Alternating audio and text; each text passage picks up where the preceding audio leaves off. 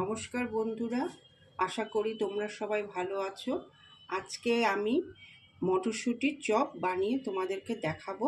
প্রথমে আমি একটা আটার ডো বানিয়ে নিয়েছি, তোমরা ইচ্ছা করলে ময়দা দিয়েও করতে পারো।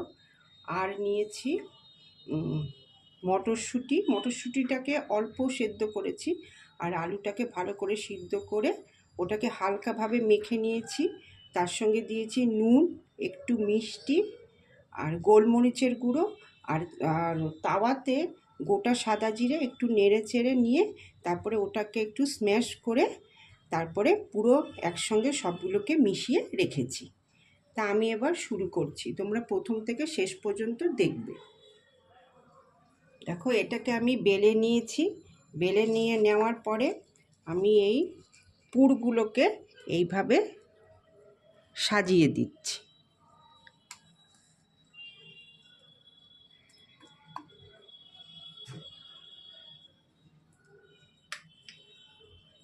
নিয়ে এইভাবে ভালো করে এটাকে দুদিকটা ভালো করে বন্ধ করে দিচ্ছি, যাতে ভাজবার সময় না পড়ে। এই দেখো, এরকম করে করে আমি বাদবাকিগুলো করে নিচ্ছি। দেখো, আমি পুর ভরে এরকম আকারে তৈরি করে নিয়েছি। এবার আমি সাদা তেল দিয়ে এগুলো ভাজবো, তা তোমরা দেখো। আমি সাদা তেল দিয়ে রান্না করব। সাদা তেল দিয়ে দিলাম, একটু বেশি তেল লাগবে ভাজতে।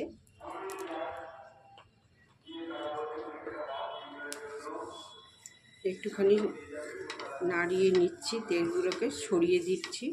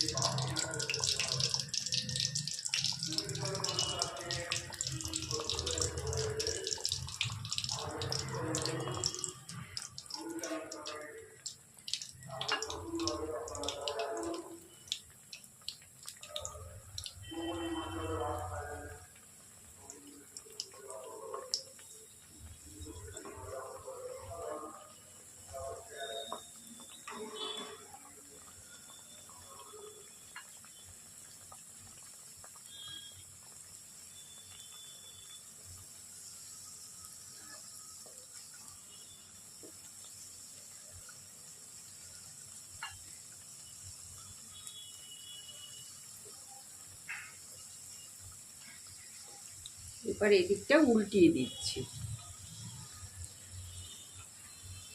এটাকে উল্টিয়ে দিচ্ছি।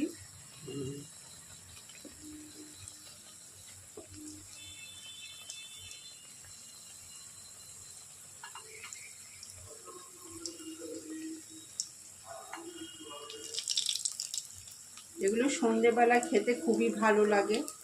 চায়ের সঙ্গে খাওয়া যায়, কফির সঙ্গে খাওয়া যায়।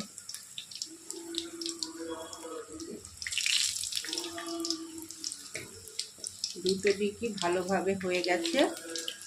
এবার আমি আস্তে আস্তে এই দুটোকে তুলে নেব, আর বাদ বাকিগুলো এবার আমি ভেজে নেব। তৈরি হয়ে গেল কড়াইশুঁটির চপ। হ্যাঁ, তোমরা এটা চা বা কফির সঙ্গে সন্ধেবেলা স্ন্যাক্স হিসাবে খেতে পারবে।